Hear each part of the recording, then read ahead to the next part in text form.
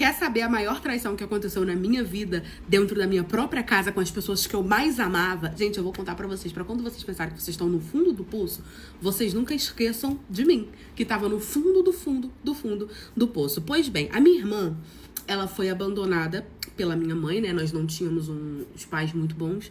Meus pais eram muito narcisistas, eu saí de casa cedo, me casei. E minha irmã sofria muito com os meus pais. E ela ainda era muito nova, não tinha como sair de casa. Eu acabei pegando a minha irmã pra morar comigo, né? Porque... Não, ela não ficou com meu marido. Pra poder morar comigo. Porque meu pai e minha mãe eram pessoas, assim, muito ruins. E meio que abandonaram ela. Então, enfim, eu resolvi assumir esse BO. Levei a minha irmã pra poder morar comigo. E minha irmã tinha 13 anos na época.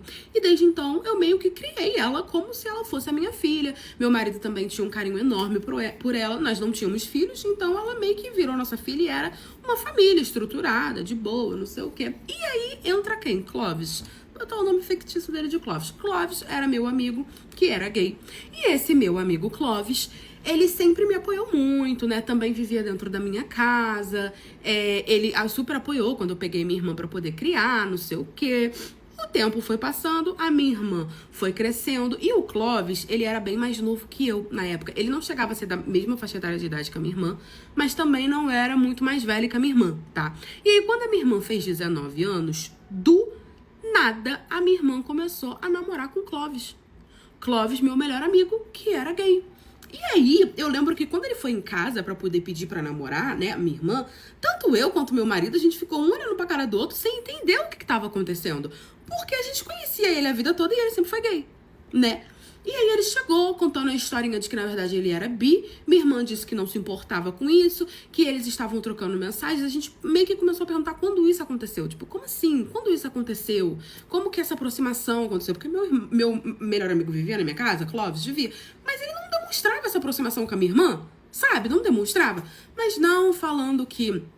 Eles começaram a conversar, porque a minha irmã, ela se tornou uma pessoa muito preguiçosa. Acho que eu não soube criar a minha irmã, né? Até porque eu não tinha filho, assim, meus pais não me passaram muitos princípios. Então eu sinto que eu falei nessa parte, eu não soube criar ela muito bem. Então ela foi uma adolescente rebelde, ela enchia o saco, mas eu não tinha coragem, tipo, ai, não é minha responsabilidade, vai pra fora, sabe? Eu não tinha. Ela virou uma adolescente, aborrecida, ficou preguiçosa, não queria trabalhar, que só queria vida boa. Fez 19 anos, passou na escola comigo pegando muito no pé dela, que ela mal ia, entendeu? Com muito custo ela se formou, repetiu, se formou com 19, quase 20 anos.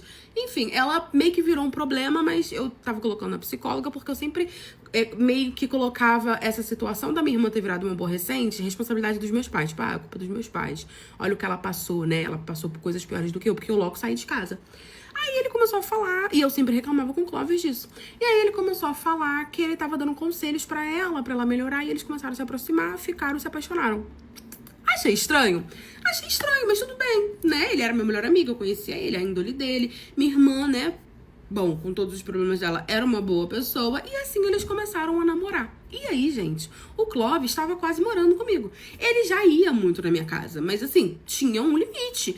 Ele começou a quase que morar dentro de casa comigo, né? Tava sempre ali com a minha irmã. Só que eu não via essa intimidade, sabe, de um casal. E eu achava isso muito estranho. Só que aí, quando eu questionei ela e ele, eles falaram que respeitavam a minha casa, que me respeitavam. Eles não faziam questão nem de dormir juntos.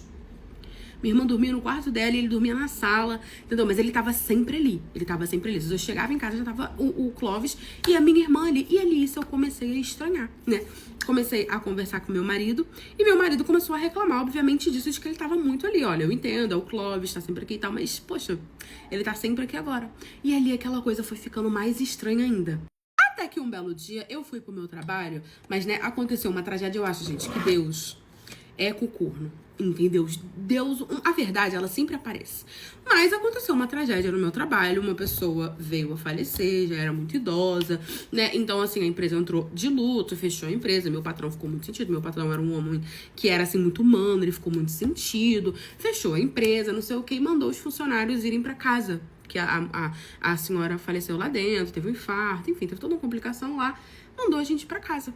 E aí eu fiquei tão em choque, né? Porque você vê uma pessoa indo de arrasta ali, que eu fui pra casa no automático, não falei nada com ninguém, só fui pra casa. Gente, quando eu cheguei em casa, eu escutei uma gritaria. E aí eu falei, que estranho. Eu tava escutando a minha irmã, o Clóvis e meu marido gritando. E aí eu falei, vou parar aqui pra poder prestar atenção. Parei assim pra prestar atenção, porque eu nunca cheguei em casa e vi eles gritando. Estavam sempre lá, mas nunca vi eles gritando, até porque eles sabiam o horário que eu saía e chegava em casa. E aí o Clóvis começou a gritar, nós estamos pagando você e não estamos pagando claro. E na hora, estamos pagando caro. Na hora eu fiquei, nós estamos pagando o quê? E minha irmã começou a chorar. Eu não aguento mais, eu não quero, é muita ingratidão, porque eu conheci uma pessoa, eu também quero viver minha vida, eu não aguento mais. E chorando, chorando. E aí meu marido começou a se alterar, falando que ela não podia fazer isso assim do nada, que ela não podia contar a verdade, que ela ia prejudicar os dois, que não sei o quê. Ali, gente, meu coração já começou a acelerar. Eles não falavam nada com nada, só ficava naquilo, mas ninguém falava o que estava acontecendo. Então eu entendi que não ia sair nada dali, eles só estavam discutindo se ela ia contar, se ela não ia, que pagava e não pagava, e cara, ia prejudicar, mas ninguém falava nada. Eu perdi minha paciência e entrei. Quando eu entrei, gente, fez-se um silêncio, que eu só escutava minha irmã chorando, e eles assim, pálidos, e minha irmã, parece que ela tava com o mundo nas costas. E ali, amor, eu só falei, o que tá acontecendo aqui? O que vocês estão pagando a minha irmã? O que vai prejudicar? Por que não pode me contar o que e que verdade? Quando eu comecei sabe, a falar, eles começaram a disfarçar, não, é uma situação que o Clóvis me pediu dinheiro emprestado, e aí pra você ia ficar chateado. Inventaram essa desculpa de que o Clóvis tinha pedido dinheiro emprestado pro meu marido, minha irmã descobriu, e eles estavam pagando a minha irmã pra não contar pra mim. Não fazia nem sentido. A minha irmã chorando e eu olhando pra cara dela se eu conhecia, eu falei, me fala a verdade. Ela não aguentou. Ela falou, eu não aguento mais. E aí meu marido mandou ela calar a boca, ela não calou e começou a me contar. Gente, o meu marido era simplesmente amante do Clóvis.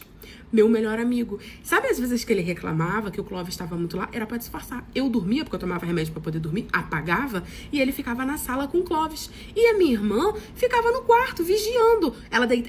Eles tinham um combinado. Eles saíam pra poder furefar.